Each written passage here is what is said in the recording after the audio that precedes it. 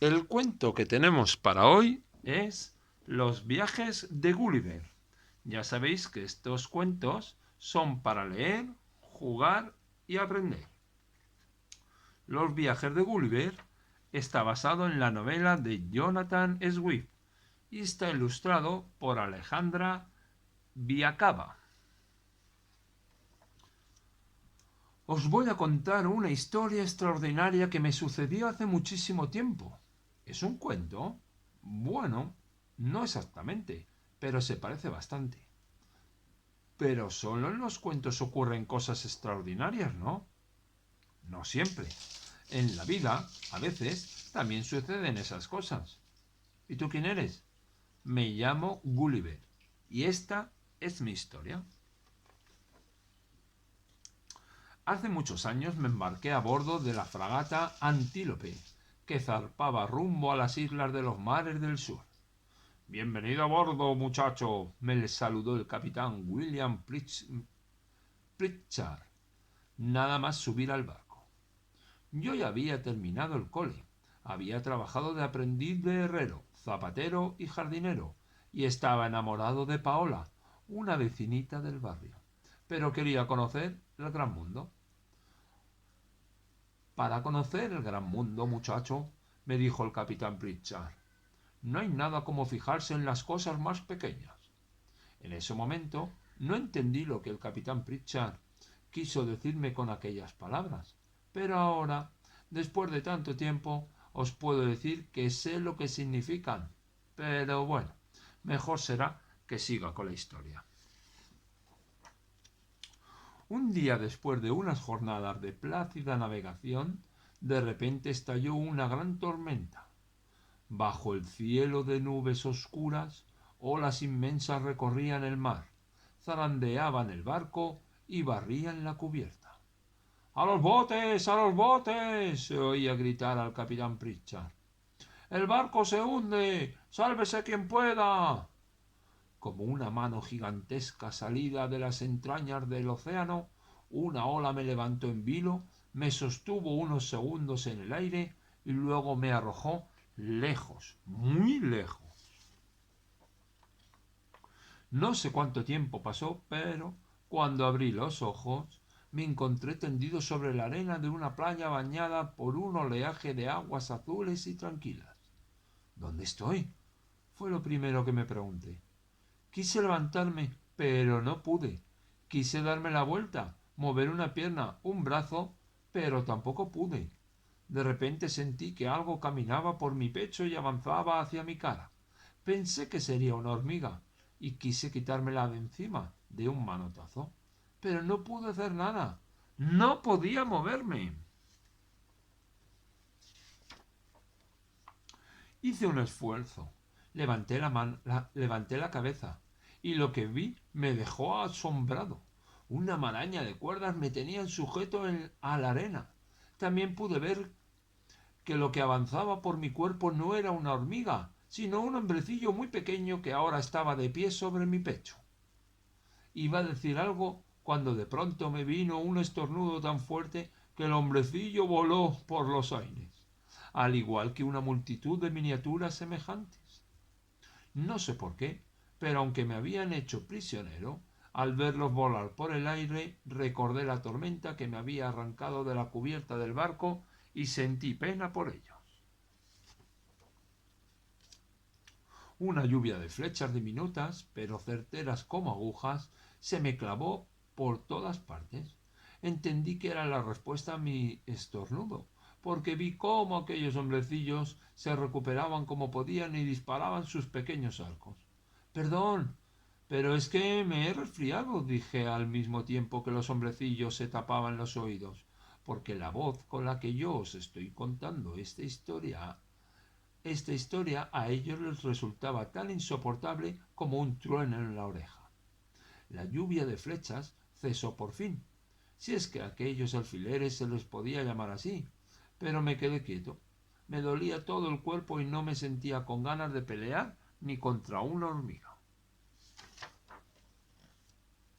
En ese preciso instante oí un ruido de sierras y martillos, y entonces pude ver que los hombrecillos estaban haciendo obras de carpintería.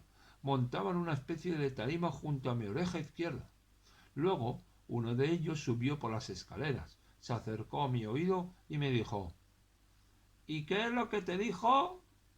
Bueno, la verdad es que escuché perfectamente lo que me decía, pero en ese momento no entendí ni una palabra. Esa noche dormí y por suerte no ronqué. De lo contrario, nadie de ese extraño pueblo hubiese podido conciliar el sueño. Tenía mucha sed, así que empecé a abrir y cerrar la boca y a relamerme los labios resecos con la lengua, hasta que afortunadamente me entendieron. Te traeremos comida y bebida, me dijo el hombrecillo que estaba junto a mi oído. Bueno, en realidad adiviné lo que me había dicho, porque seguía sin entender nada. Y así fue. Unos hombrecillos treparon por mi barbilla cargados con cestos de comida y barricas de vino, hasta alcanzar mi boca y vaciarlos en ella. Debí abrir y cerrar la boca y realmente muchas veces hasta que entendieron que yo, un gigante para ellos, comía y bebía 4 o 5 veces más que todos ellos juntos. Al día siguiente, cuando me desperté, vi que estaba liberado de la maraña de cuerdas, pero al levantarme no pude dar más que un paso. Una gran cadena me sujetaba por uno de los tobillos a una roca. Hubiese podido pegar un tirón y soltarme, pero preferí no hacerlo. ¿Y qué sucedió? No podéis imaginar el asombro de esos hombrecillos al verme levantado. Todos me miraban boquiabiertos, como cualquiera de nosotros al pie de una pirámide o, ¿qué digo pirámide? Al pie de un gigante.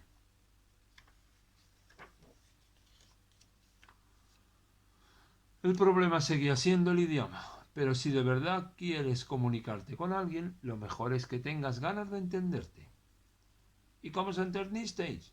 Al principio, a través de señas, y después con medias palabras. Pero al final descubrí que en realidad hablábamos el mismo idioma.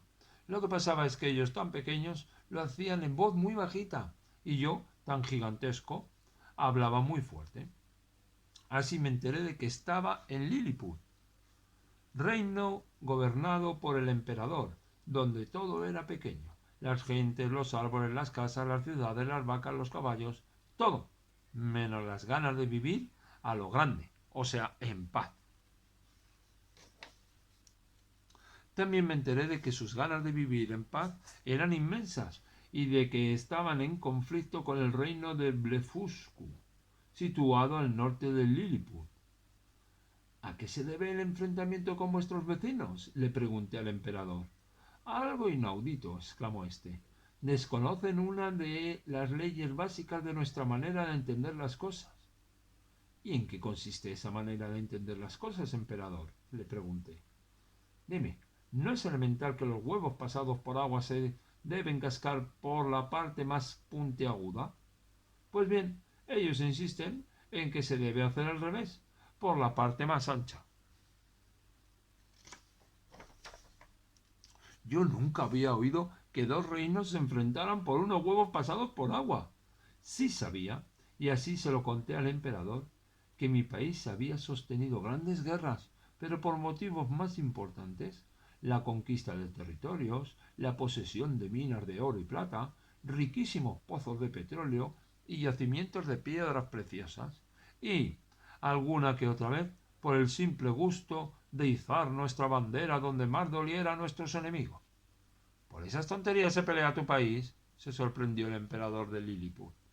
Evidentemente, no era el momento para discutir de política, sobre todo después de que el emperador de Lilliput me dijera: ¿alguien ha masticado alguna vez un puñado de esmeraldas o ha brindado con petróleo? En cambio, pelear por un huevo pasado por agua con una pizca de sal. Emperador, no quisiera meterme en los asuntos de vuestro reino, le contesté. Sin embargo, si un huevo pasado por agua es un alimento tan extraordinario, ¿qué sentido tiene pelearse por si hay que cascarlo por la parte ancha o por la parte puntiaguda? El emperador de Lilliput se quedó pensativo y de inmediato agitó una campanilla y convocó al Consejo del Reino.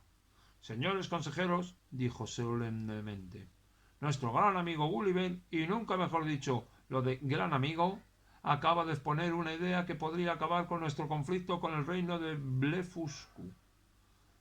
En pocas palabras, él opina que comer huevos pasados por agua es más importante que la manera de romperlos. Alcé la mano para indicar que quería hablar y a punto estuve de decir que no valía la pena pelearse por pequeñeces. Sin embargo, me contuve a tiempo, no fuera a ser que algún liliputiense se sintiera ofendido por mis palabras. En cambio dije, me ofrezco de mediador entre vosotros y el reino de Blefuscu. Y mi proposición fue aprobada con grandes ovaciones. En ese momento, un mensajero montado en un caballo llegó al galope y exclamó, ¡naves enemigas a la vista! Las naves enemigas eran unas 200, aunque el tamaño de las mismas, en el mejor de los casos, no era mayor que el de una cáscara de nuez. Emperador de Blefuscu, dije con el tono de voz más apropiado a las circunstancias. Soy Gulliver y me ofrezco como mediador en este conflicto. De inmediato observé que las naves de Blefuscu se balanceaban más de la cuenta. Mi simple aliento era para ellas más peligroso que el más temido vendaval. El emperador de Blefuscu aceptó de inmediato mis argumentos, sobre todo el que expuse al final. ¿Es que alguien puede fijar por ley cómo romper los huevos pasados por agua? ¿Y qué podemos decir entonces en el caso de los huevos duros? ¿Cómo reglamentar finalmente la forma en que se debe preparar una tortilla francesa si cada uno la bate y la fríe a su manera?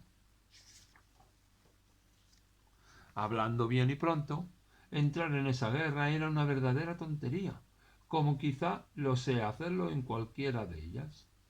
Solo me quedaba contaros que los habitantes de Lilliput y Blefuscu me ayudaron a construir un barco en el que pude regresar a mi país. Pero, como me temía, nadie quiere oír mis aventuras. No vengas con pequeñeces, suelen decirme. Bueno, nadie excepto vosotros, y por supuesto, Paola, la joven con la que me casé hace poco y a la que hice 2 regalos. Un huevo, ni pasado por agua ni duro, sino de Pascua, y un pasaje para embarcar en el Antílope II, que en estos días zarpará rumbo a las islas de los mares del sur. ¿Queréis venir con nosotros, pequeñuelos? Y colorín colorado, hasta aquí los viajes de Gulliver.